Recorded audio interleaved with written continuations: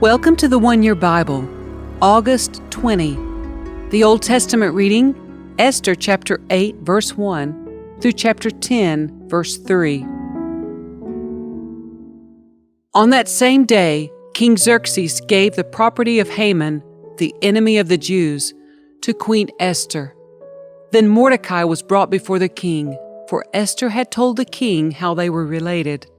The king took off his signet ring, which he had taken back from Haman, and gave it to Mordecai.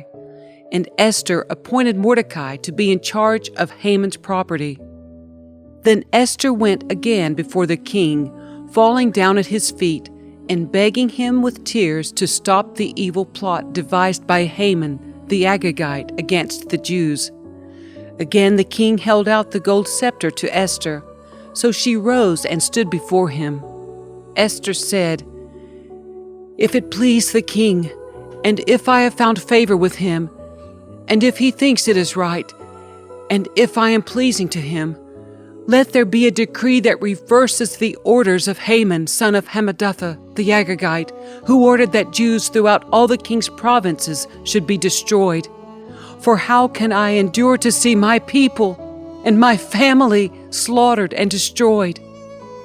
Then King Xerxes said to Queen Esther and Mordecai the Jew, "I have given Esther the property of Haman, and he has been impaled on a pole because he tried to destroy the Jews. Now go ahead and send a message to the Jews in the king's name, telling them whatever you want, and seal it with the king's signet ring. But remember that whatever has already been written in the king's name and sealed with his signet ring can never be revoked." So on June 25, the king's secretaries were summoned, and a decree was written exactly as Mordecai dictated. It was sent to the Jews and to the highest officers, the governors, and the nobles of all the 127 provinces stretching from India to Ethiopia. The decree was written in the scripts and languages of all the peoples of the empire, including that of the Jews. The decree was written in the name of King Xerxes and sealed with the king's signet ring. Mordecai sent the dispatches by swift messengers who rode fast horses, especially bred for the king's service. The king's decree gave the Jews in every city authority to unite to defend their lives. They were allowed to kill, slaughter, and annihilate anyone of any nationality or province who might attack them or their children and wives, and to take the property of their enemies. The day chosen for this event throughout all the provinces of King Xerxes was March 7 of the next year. A copy of this decree was to be issued as law in every province and proclaimed to all peoples, so that the Jews would be ready to take revenge on their enemies on the appointed day. So, urged on by the king's command, the messengers rode out swiftly on fast horses bred for the king's service. The same decree was also proclaimed in the fortress of Susa. Then Mordecai left the king's presence, wearing the royal robe of blue and white, the great crown of gold, and an outer cloak of fine linen and purple, and the people of Susa celebrated the new decree. The Jews were filled with joy and gladness, and were honored everywhere. In every province and city, wherever the king's decree arrived, the Jews rejoiced and had a great celebration, and declared a public festival and holiday. And many of the people of the land became Jews themselves, for they feared what the Jews might do to them. So on March 7, the two decrees of the king were put into effect. On that day, the enemies of the Jews had hoped to overpower them, but quite the opposite happened. It was the Jews who overpowered their enemies. The Jews gathered in their cities throughout all the king's provinces to attack anyone who tried to harm them. But no one could make a stand against them, for everyone was afraid of them. And all the nobles of the provinces, the highest officers, the governors, and the royal officials helped the Jews for fear of Mordecai, for Mordecai had been promoted in the king's palace, and his fame spread throughout all the provinces as he became more and more powerful. So the Jews went ahead on the appointed day and struck down their enemies with the sword. They killed and annihilated their enemies and did as they pleased with those who hated them. In the fortress of Susa itself, the Jews killed 500 men. They also killed Parshandatha, Dalphon, Aspatha, Poratha, Adalia, Aridatha, Parmashta, Arisai, Aridai, and Vaisatha, the 10 sons of Haman, son of Hammedatha, the enemy of the Jews. But they did not take any plunder. That very day, when the king was informed of the number of people killed in the fortress of Susa, he called for Queen Esther. He said, "The Jews have killed 500 men in the fortress of Susa alone, as well as Haman's 10 sons. If they have done that here, what has happened in the rest of the provinces? But now, what more do you want? It will be granted to you. Tell me, and I will do it." Esther responded, "If it please the king, give the Jews in Susa permission to do again tomorrow, as they have done today, and let the bodies of Haman's 10 sons be impaled on a pole." So the king agreed, and the decree was announced in Susa, and they impaled the bodies of Haman's 10 sons. Then the Jews at Susa gathered together on March 8 and killed 300 more men, and again they took no plunder. Meanwhile, the other Jews throughout the king's provinces had gathered together to defend their lives. They gained relief from all their enemies, killing 75,000 of those who hated them, but they did not take any plunder. This was done throughout the provinces on March 7, and on March 8 they rested, celebrating their victory with a day of feasting and gladness. The Jews at Susa killed their enemies on March 7 and again on March 8, then rested on March 9, making that their day of feasting and gladness. So to this day, rural Jews living in remote villages celebrate an annual festival and holiday on the appointed day in late winter, when they rejoice and send gifts of food to each other.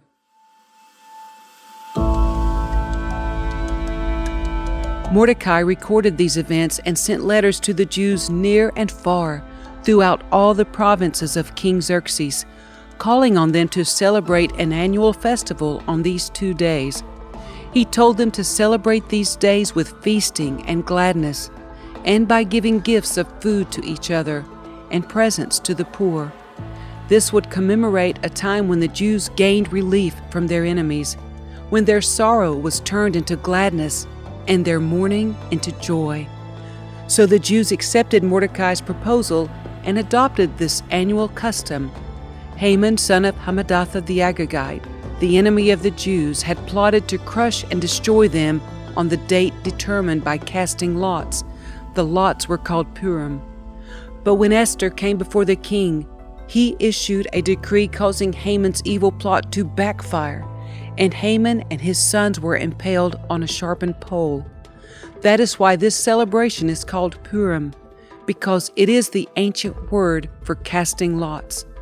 So because of Mordecai's letter, and because of what they had experienced, the Jews throughout the realm agreed to inaugurate this tradition and to pass it on to their descendants and to all who became Jews. They declared that they would never fail to celebrate these 2 prescribed days at the appointed time each year. These days would be remembered and kept from generation to generation and celebrated by every family throughout the provinces and cities of the empire. This festival of Purim would never cease to be celebrated among the Jews, nor would the memory of what happened ever die out among their descendants. Then Queen Esther, the daughter of Abihail, along with Mordecai the Jew, wrote another letter putting the queen's full authority behind Mordecai's letter to establish the festival of Purim. Letters wishing peace and security were sent to the Jews throughout the 127 provinces of the empire of Xerxes. These letters established the festival of Purim, an annual celebration of these days at the appointed time, decreed by both Mordecai the Jew and Queen Esther. The people decided to observe this festival just as they had decided for themselves and their descendants to establish the times of fasting and mourning. So the command of Esther confirmed the practices of Purim, and it was all written down in the records. King Xerxes imposed a tribute throughout his empire, even to the distant coastlands. His great achievements and the full account of the greatness of Mordecai, whom the king had promoted, are recorded in the book of the history of the kings of Media and Persia. Mordecai the Jew became the prime minister, with authority next to that of King Xerxes himself. He was very great among the Jews, who held him in high esteem because he continued to work for the good of his people and to speak up for the welfare of all their descendants.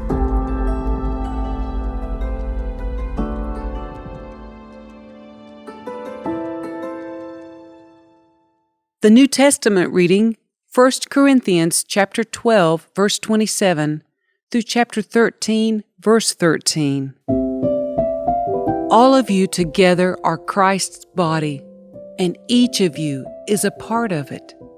Here are some of the parts God has appointed for the church. First are apostles. Second are prophets. Third are teachers. Then those who do miracles. Those who have the gift of healing. Those who can help others. Those who have the gift of leadership. Those who speak in unknown languages. Are we all apostles? Are we all prophets? Are we all teachers? Do we all have the power to do miracles? Do we all have the gift of healing? Do we all have the ability to speak in unknown languages? Do we all have the ability to interpret unknown languages? Of course not. So you should earnestly desire the most helpful gifts. But now let me show you a way of life that is best of all. If I could speak all the languages of earth and of angels, but didn't love others, I would only be a noisy gong or a clanging cymbal. If I had the gift of prophecy, and if I understood all God's secret plans and possessed all knowledge, and if I had such faith that I could move mountains, but didn't love others, I would be nothing. If I gave everything I have to the poor, and even sacrificed my body, I could boast about it. But if I didn't love others, I would have gained nothing. Love is patient and kind. Love is not jealous or boastful or proud or rude. It does not demand its own way. It is not irritable, and it keeps no record of being wronged. It does not rejoice about injustice, but rejoices whenever the truth wins out. Never loses faith, is always hopeful, and endures through every circumstance. Prophecy and speaking in unknown languages and special knowledge will become useless, but love will last forever. Now our knowledge is partial and incomplete, and even the gift of prophecy reveals only part of the whole picture. But when the time of perfection comes, these partial things will become useless. When I was a child, I spoke and thought and reasoned as a child. But when I grew up, I put away childish things. Now we see things imperfectly, like puzzling reflections in a mirror. But then we will see everything with perfect clarity. All that I know now is partial and incomplete. But then I will know everything completely, just as God now knows me completely. 3 things will last forever: faith, hope, and love. And the greatest of these is love.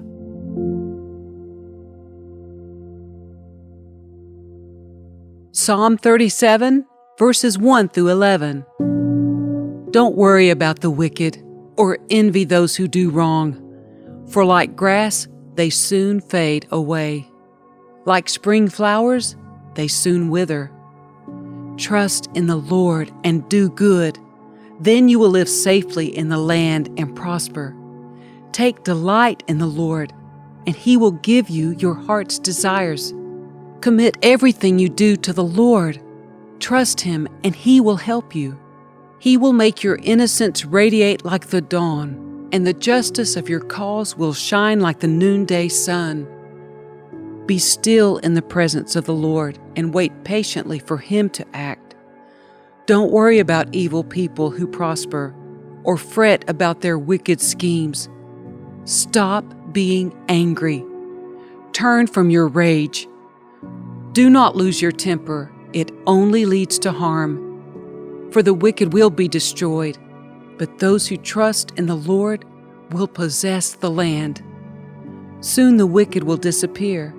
Though you look for them, they will be gone. The lowly will possess the land and will live in peace and prosperity. Proverbs 21, verses 23 and 24. Watch your tongue and keep your mouth shut, and you will stay out of trouble. Mockers are proud and haughty.